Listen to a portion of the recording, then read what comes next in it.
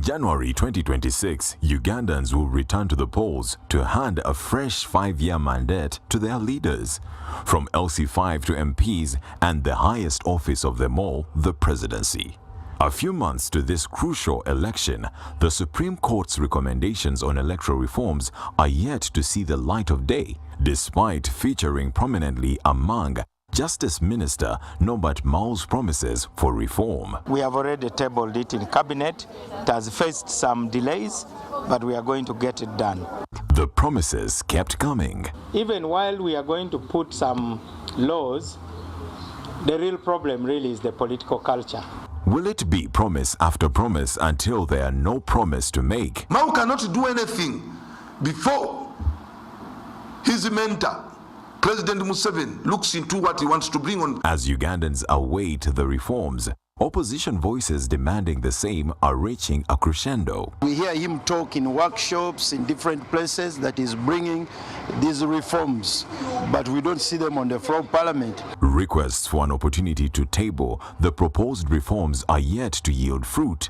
Time is running out and 2026 is drawing closer. We don't know whether reforms are coming from America. We are not seeing them and the time is gone. Should Ugandans return to the polls with the same playing field and expect a different result altogether? A selfish, there must be something fishy. Is the cabinet really interested in these reforms? In cabinet, you are bound by common responsibility.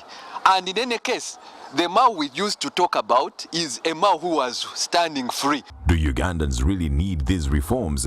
And if they do, why isn't government bringing these forward? This is The Frontline.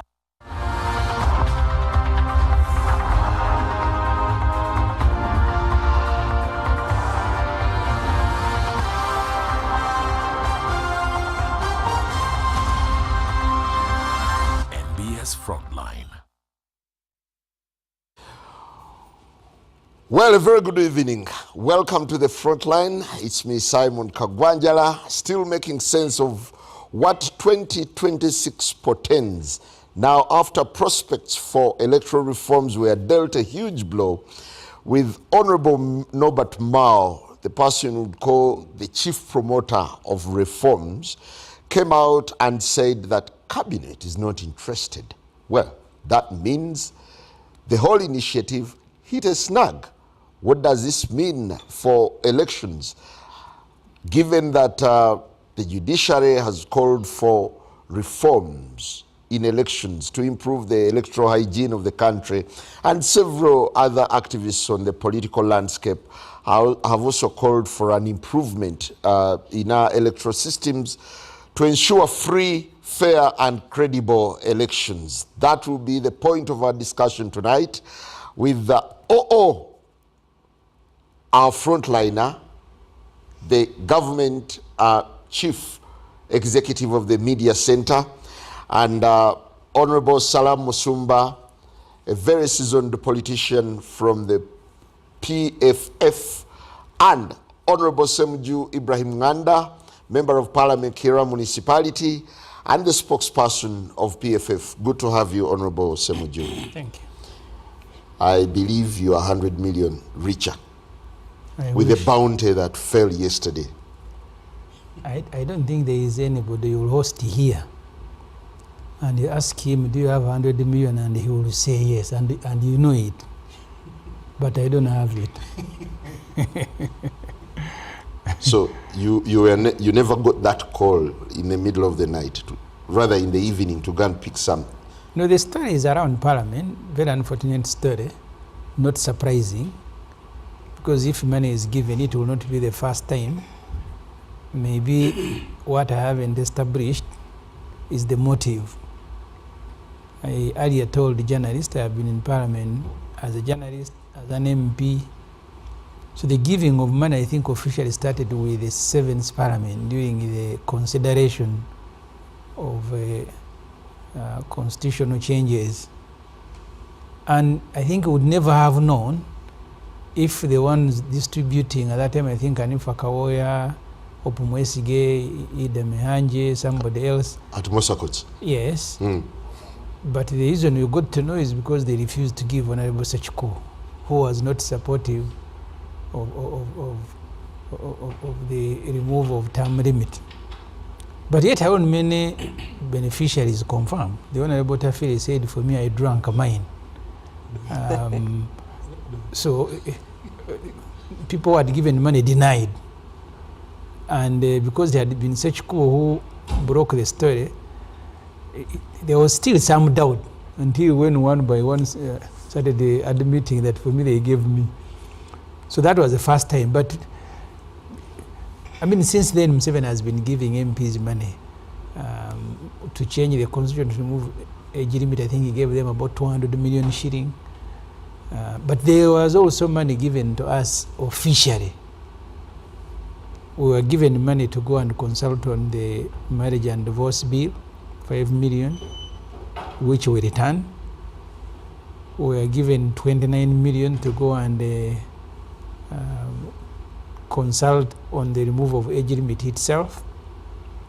There was also another money for NADS, I don't remember what it was, that we go and consult. Clearly the money was not for consultation, because the argument some of us who returned it made was that we are facilitated with the mileage to return to our constituents at least twice a month. Of course, we never go back, with the exception of a few of us who stay in the constituencies we represent. So giving money is not a new story about Parliament. Corruption that is official sometimes is very easy to establish. Okay, is there any because credibility? Is there a bit of credibility in because reports? there is a trace when it is official corruption. Unofficial corruption is not easy to establish, because those involved, the two parties, will deny, and it is your word against theirs. Those so who, you're among the deniers? I am not NRM, and I have not seen any opposition or heard who says I received, or that's why today we are writing a petition to the IGG, inviting the IGG to come and investigate. So we did not receive money. The NRMs have said they did not receive money. But in the past, it has been the same denial. That's the point I wanted to make. That when it is unofficial corruption, that sort of routing, nobody will come and say, I received the money. When it is official, it is easy to establish, because money has now been formally sent to MPs' accounts. So that's where we are with that story. It's a moral issue. I haven't established if money was given, what the motive was, either because of the earlier decisions Parliament has taken. But those who broke the story said we have a UPDF Amendment Act that is on its way to Parliament. One of the aims of that law is to restore the military courts. I don't know really if that is the motive, or there's something else. You, if, and hypothetically asking, if you got that money, yes, would you return it? I remember in the last Parliament, I refused to return money for COVID, but it had been officially given. I refused, 20. and Was it 20 20? million, I was forced to return. But I was able to tell the public that I received, and I refused to return. But we were put under pressure, but that was money officially given. I have never received unofficial money, so you can't ask me if, because I would not receive. But the one that is officially given, everybody gets. When you go the one of COVID, I said I am not returning because I have people who are looking for it in my constituents.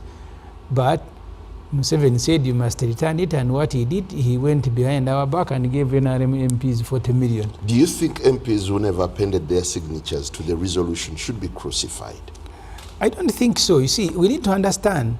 I earlier told journalists, when I was chief opposition whip in the last Parliament, the 29 million, we were about 61 opposition MPs. And I appeared with, first of all, we had agreed that all of us would appear at a press conference and return the money, because it had been officially given to us. And I read the group.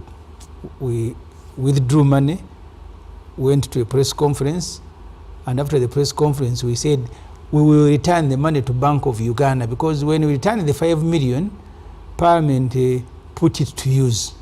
We say, no, this one we must return to Bank of Uganda and get a genuine receipt. What surprised me, even some of the colleagues with whom we addressed the media did not return the money. After the press conference, they walked to the basement in their car, put the money, and disappeared. That's why when we were in Mbale, and they brought a list of those who had returned the money, I was also learning for the first time that out of 61 MPs opposition, only 16 had returned the money. It's very tempting. But the one that is unofficial, corruption unofficially given, it's very difficult because everybody will deny. So you have no basis of saying, did you receive, why don't you return? Because there is no evidence. But even the one where there was evidence, people did not return it. I want to pick your reaction on the haste, what has been described as a haste at Parliament. The House has become now a house of deals. That last evening, a group of MPs were called and they shared the loot. No, I wouldn't classify it as haste. Haste would mean that they went by themselves probably, but anyway. I don't think it was yesterday. The other day. I came from Kapelbyong, I think on Monday or Tuesday, and I bumped into an NRM MP from Panisa, maybe like 6 p.m. And he quickly left me telling me he had been called to Parliament to receive money. I asked him for what? He said, no, we had requested the government, the president, to bail us out because we have dates. And this is not something we can hide. MPs have asked the president to bail them out. Across board, or NRM MPs? No, across board. I know a former FDC MP from Soga who was bailed 150 million by the president. His house, he had mortgaged his house twice an election. And the president, being the magnanimous person he is, he did bail this FDC MP. I see him running around now in a nope and this kind of thing. But that happens. So, we have had these things before, but like Semuju, you can even see Honorable Semuju taking a detour and around, speaking in tongues. That means there's something he knows, but for good public relations with his colleagues, he doesn't want to say. I don't know. he doesn't want to. So, but anyway, that's where we are. It's not unusual, particularly now, when people are facing the pressures of election. You have been a parliamentary reporter like I have, like Semuji has been. We all know that when people are going towards election, it is maybe 50% of MPs, most likely 50%, don't even have 100,000 on their pay slip. They have borrowed against their salary, they have borrowed against their allowances, they have even borrowed against their gratuity. Partly because of taking on roles that are not theirs. For example, I really think if MPs collectively put a stand and say, the first year of Parliament, we want the government to deal with ambulances. We don't pass this budget unless you buy ambulances for general hospitals. Second year, you say, Mr. Government, we are not passing the budget unless you fund primary education sufficiently. And so on. So they have taken on responsibilities which are not theirs, and so it brings pressure on them. They have taken on barriers of their constituents, which is not theirs. They have taken on paying school fees, which is not theirs. And so some of them are suffering from a burden, genuine, but not theirs, which they should give to the government. And the president has been warning them, please don't carry constituencies on your head. The president tells them, me as the president, I will give money, but I will give money from government resources. That's why the president can ask for, you call it donations, because he doesn't go to sell his cows to support. As we speak, there is a list of MPs who came out to condemn the act and even appended their signatures. You want to believe them? You want to believe those MPs? They are doing a katemba. I don't want to believe them, even if they have received. It is unlikely that they will say we have received. Look at this thing of in the accountability committees. You have been a parliamentary reporter. Yes. You know that a parliamentary in the accountability committees, MPs and particularly the leadership of those of those committees extort, they harangue accounting officers and the opposition-led committees. So don't believe in what those opposition MPs are doing. It's window dressing. Yeah, they are pulling the wool on our eyes, on our face, so our eyes, so that we don't see.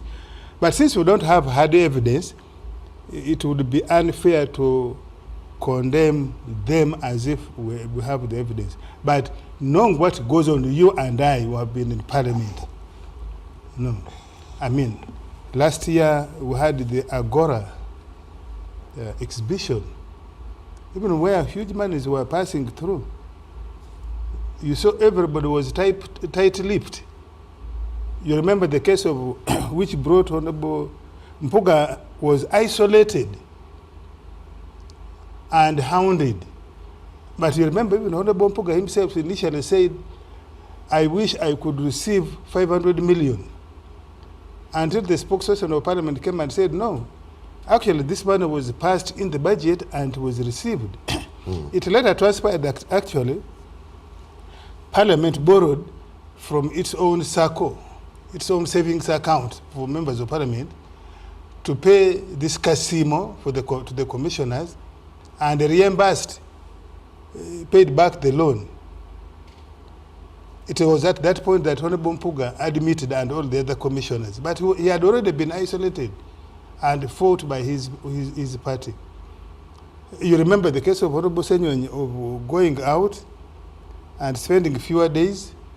It was when Agora exposed and he went back to bring back the balance of the money, and so on and so forth. So the opposition MPs are going around with this list. I think it is pulling the wool on our eyes. I don't want to buy it.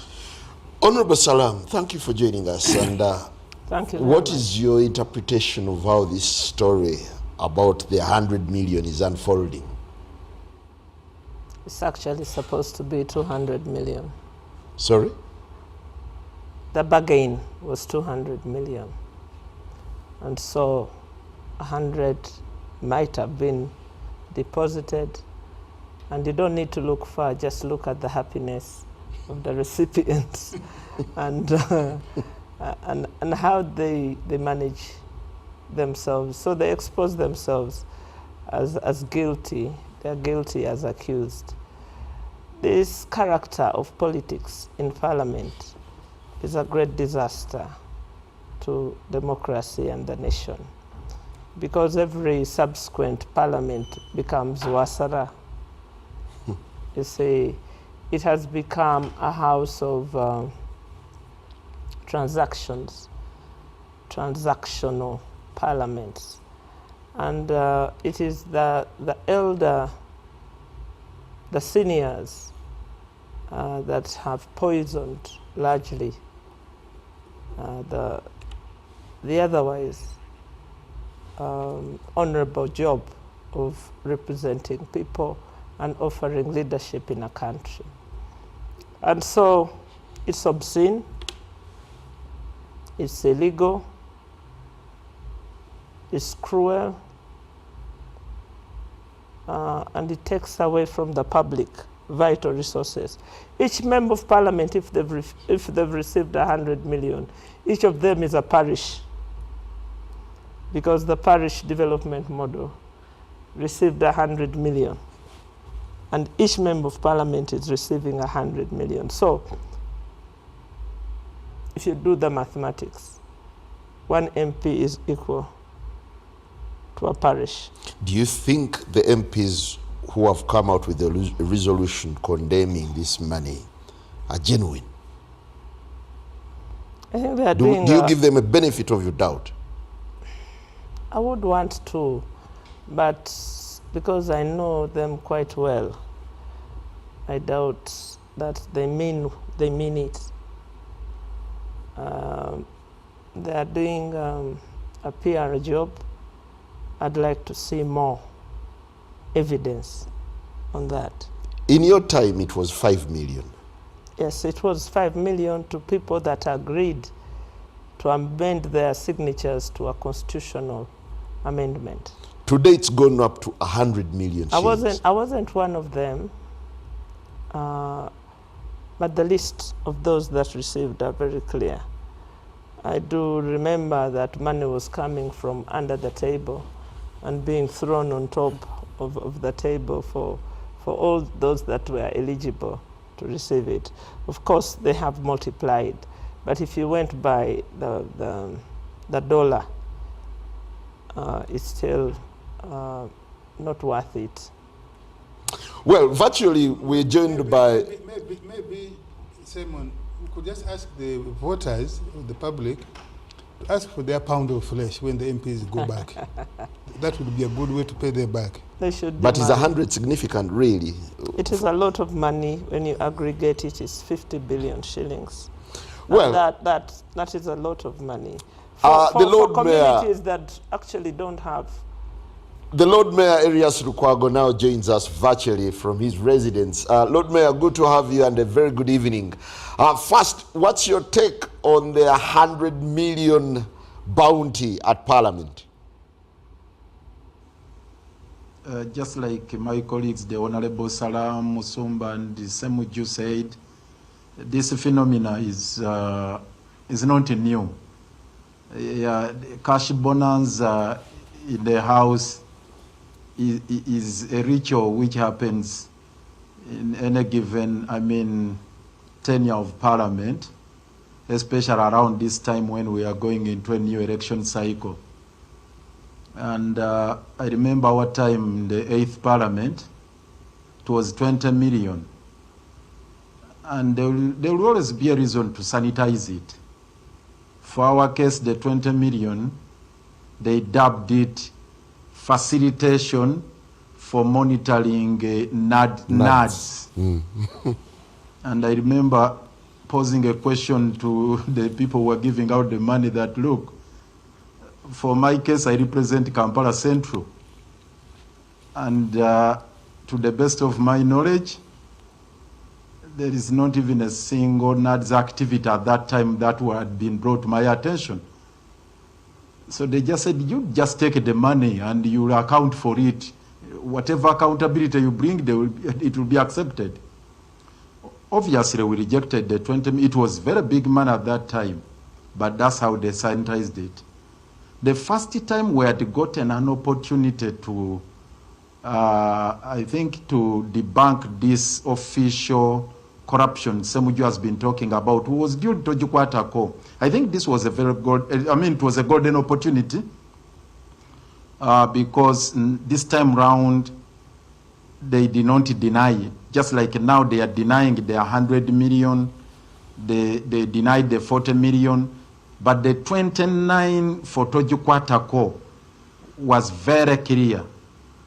Unfortunately, that opportunity was squandered by the Constitutional Court because they rationalized it as, facilitation for consultation. But for intents and purposes, it was bribery. It's very, very unfortunate that it is happening. Personally, I commend those who have raised the red flag, those who have blown off the lead. Because otherwise it could just be covered up and then they go away with the loot unnoticed. But at the end of the day, do you believe that there should be collective responsibility over this money? Do we say that Parliament got into this bonanza, or we blame the individuals? You see, there's no way they can take collective responsibility even with those who have not gotten the money. Obviously, there is a credibility crisis for the entire House. And when there is an indictment, it doesn't discriminate. All of them are indicted. Those who have taken the money, those who have not shared in the loot, it's unfortunate. That's what is going to happen. And just like Salam said, it's been transactional. I mean, the relationship between Museveni and Parliament is now transactional. And they have also learned the tricks of arm twisting Museveni. Every time there are those hot matters which he wants to push down the throat of Parliament, when he wants to stampede them, they know how they can arm twist him to get this money. Like for this particular matter, they know it's the issue of, bringing back or resuscitating rather the General Court Martial with the mandate to deal with the civilians who are considered to be accomplices to serving soldiers. That one, they know it's a do or die matter for Mr. Museveni, that he wants it like no any other business. So they know it's a matter where they could twist him and they get money from him. You remember even the other day when he tried to blow hot, and then he was huffing and puffing and said now he had gotten evidence he was going to rein in these errant MPs who are extorting money from agencies. You remember how he directed the arrest of Mawanda, the arrest of Yusuf Mutemburi, the arrest of Sise Namuju, but that's where it ended. So it's now business as usual, which is really very, very unfortunate. Well, thank you very much. If I could finally end this with you, Honorable Semuju Ibrahim Nganda, what do you know about this questionable money, and what don't you know? The stories are as you hear them. Because, as I said at the beginning of the show, money that is unofficially given, those who are suspected to be giving will deny, and the recipients will deny. Because it is easy to do so. But there was some bit of ransoming, that the president was ransomed for MPs to pass the coffee bill. I'm not even sure that that is the reason, because I don't know of any meeting between Museveni and MPs where MPs are not asking money or favors. Whether it is informal meetings, whether it is NRM meetings, whether it is... because that's the relationship between Museveni and politicians. I have told my own story. When we were with Ofono Pondo in the State House to record the Capital Gang, Miguel meets me in the corridor. He hugs me for seeing right.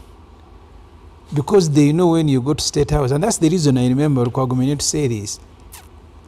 There was a time Mr. Museveni was dying to talk to Lukwago at the beginning of his administration as a mayor. And one of the reasons Lukwago refused was that there is no you're going to theater of bribery. Because if you enter State House and you came out, everybody will think you have come with something. That's the culture Museveni has established there. So in all meetings I have known as a journalist and as an MP, official meetings between Museveni and MPs are meetings to beg from the one who controls the resources of the country. That's why I don't know this particular transaction, whether it is for something done or it is for something that will be done. Is it time Ugandans started asking or questioning the rationale behind classified budgets? I did a minority report on supplementary schedule number 3. We have just approved the supplementary for this financial year, which ends in June. And in total, it brought the budget of State House, Museveni's budget, to 1 trillion. And one of the items in the Museveni budget for his residence is classified, which has gone now to 400 and something billion. I asked the MPs at the time we were processing this money, I needed someone to tell me what was classified about a residence. because the president operates an office, there is the president's office with a budget. There are also agencies that are under president's office like ISO and ESO with a budget. You have classified under defense, some names classified expenditure, sometimes classified equipment. And when you look at the law establishing State House, the Presidential Vice President and the Prime Minister's Emolument Act, it does not assign the State House the sort of responsibility that they claim. And I remember I've kept making this argument. Once you make that huge amount of money available to a person, he will use it the way he likes it. Thank you. So you are President Simon in the State House. So you have 1 trillion shilling for your residence. One of the items under that 1 trillion is 400 classified. Really, you must be a fool to think that there is anything classified Museveni is doing with his wife at State House. This is not there. But that it's just doing politics. Does the president come off as magnanimous, that each time MPs cry out to him, he'll always find a route? First of all, there's the line in that vote for donations. Obviously, because of the things the president is doing, official and unofficial, and being the available president on almost every issue, people accost him. 2 days ago, a local leader, died in Kabaramaido. A former MP there called me and said, the president knows this person personally. With our politics here, we need the president to support. The person died of cancer in Murago here, and the family was stranded. And said, can you help us talk to the PPS or somebody so that the president is notified? I did.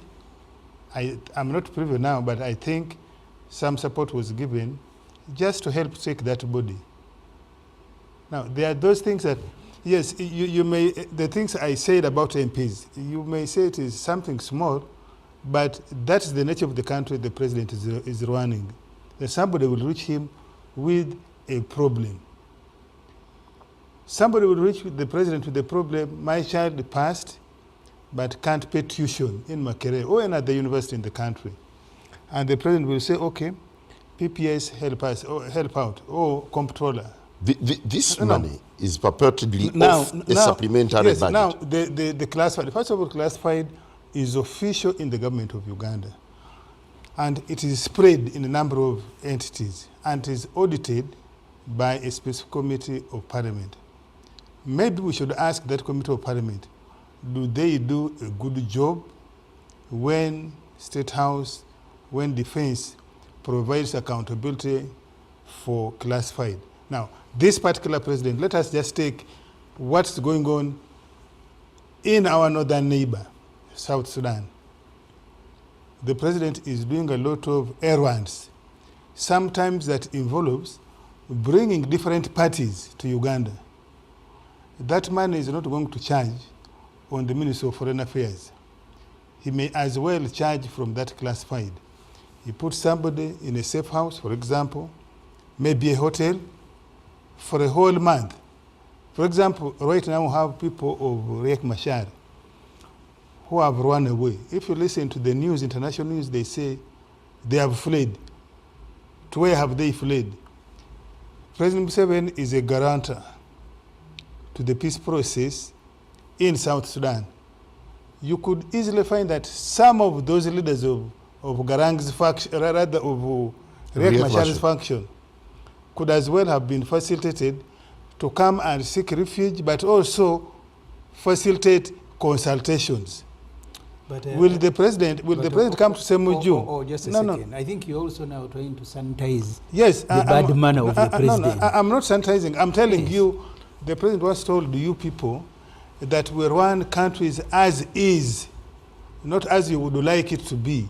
So I'm telling you, you have a duty to change them. I'm telling you But before you change the law, before you change the rules, there's a situation in your hand.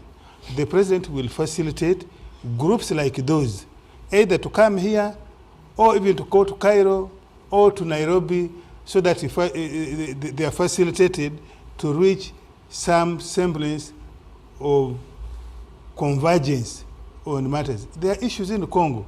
The president is not going to ask probably foreign affairs. Maybe the foreign affairs people will say, our hands are tied, we cannot spend money on MPs from DR Congo who are helping us to make the people of Congo understand why Operation Shuja should go on, and so on and so forth. So there are many things that the president, even locally here, the president will use that money to fund certain activities. It is of course convenient for Honorable Assembly to say he's funding his politics. But for example, if the Honorable Assembly have been falling on each other's neck within the FDC, assuming one faction reaches the president and says, we are in this mess, help us out, what would he do? Certainly, he will handle. So because he says we must handle. Which mess? Yes, we must govern Uganda as is, not as you would want to be. So the president will use that classifier. Now, is there room or possibility that there's abuse? Yes, it could be abused, either by the president himself or by the handlers. He gives duties to manage. I want to shift to Honorable Salam. There is a lot of outrage from the public, of course, over this money, like it's always been. Don't you think the public is missing the bigger picture?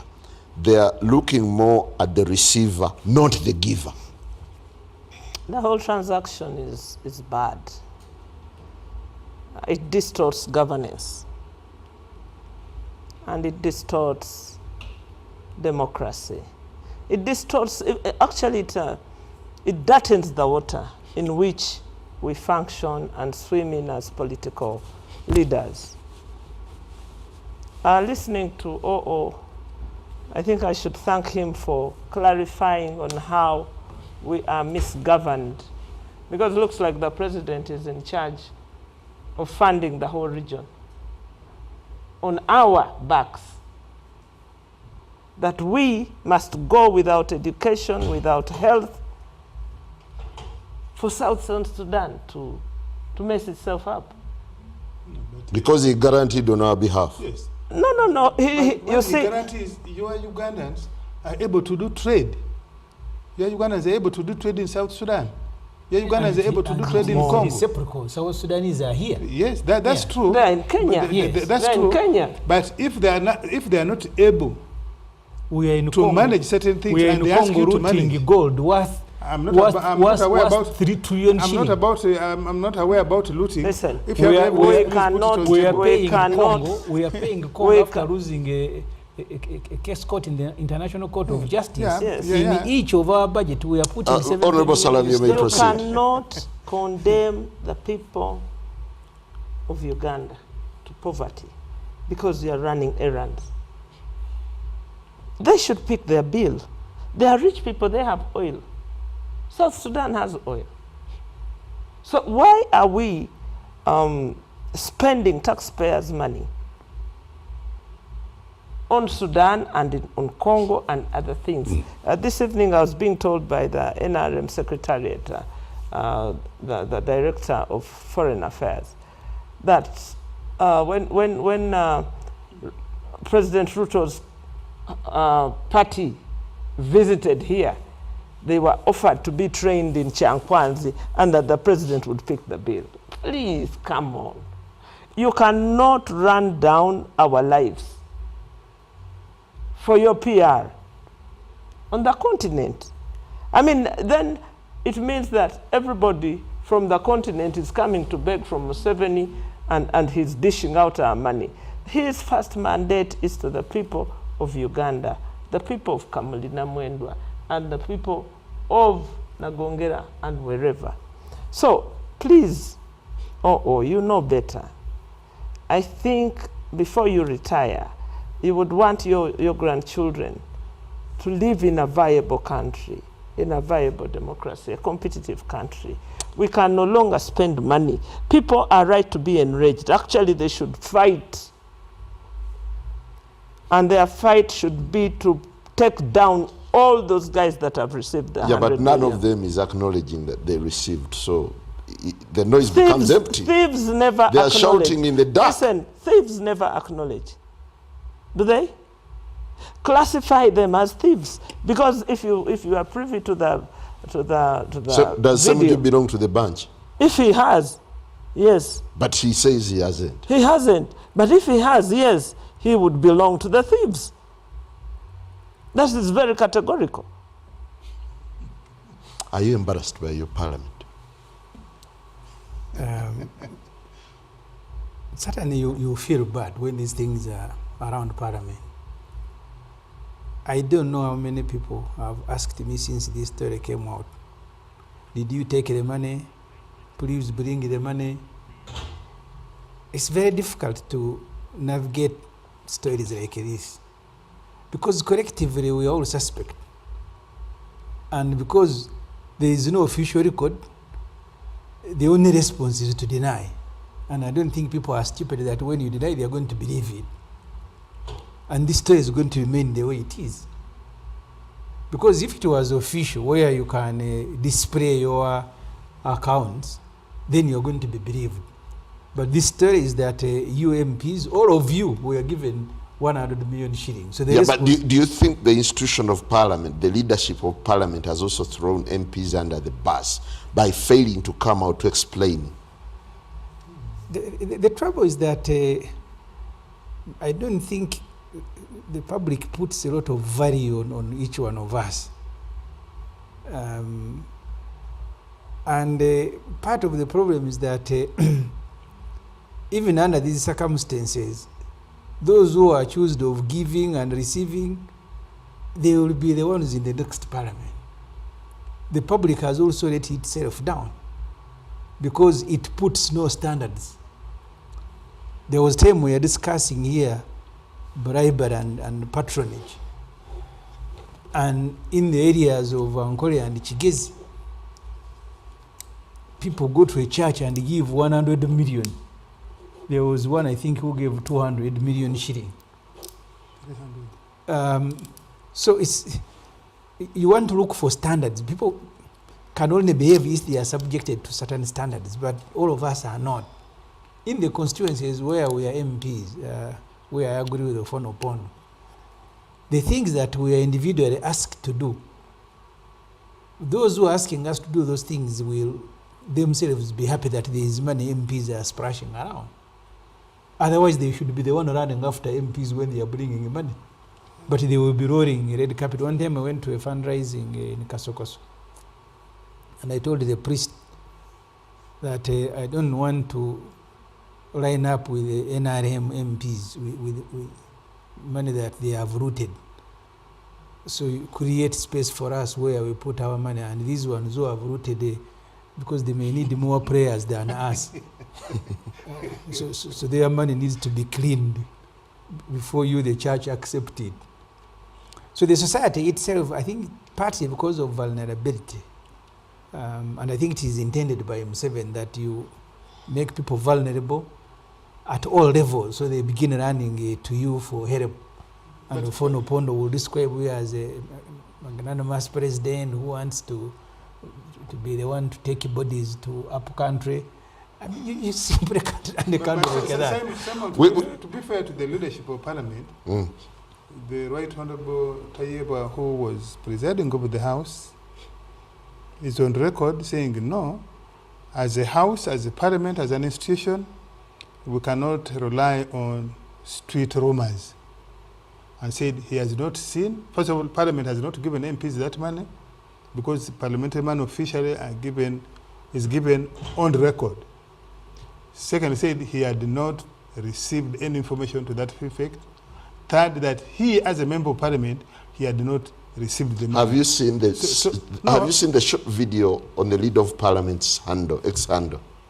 I have not. But I'm saying, to be fair, at least the presiding officer of yesterday, I think, the Right Honorable Tayebwa has made that categorical. And he would be like Semuja as well, that if it is not on record, how would he know anyway? I think they have outsmarted us. You remember what? We'll take a very short break, and when we return, we'll certainly be shifting gears to the subject of the day, where electoral reforms, mere hot air from Mao. Good evening.